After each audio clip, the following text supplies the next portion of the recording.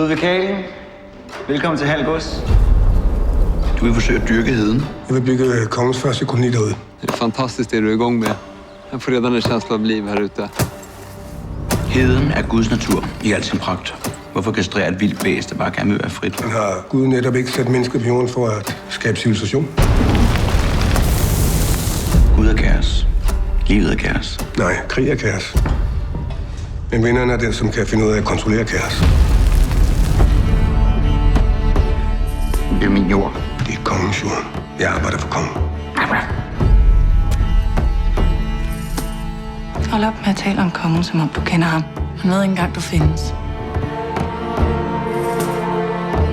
Og du kommer til at lykkes med at bygge din koloni derude? Ja.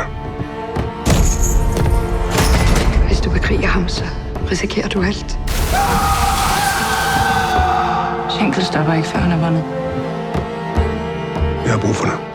Du vil bare have din adelige titel, så du kan mænge dig med de fine folk.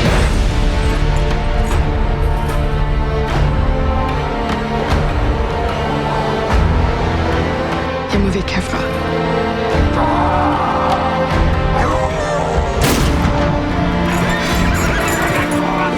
Vi vill fan inte dö för det är ett helt projekt.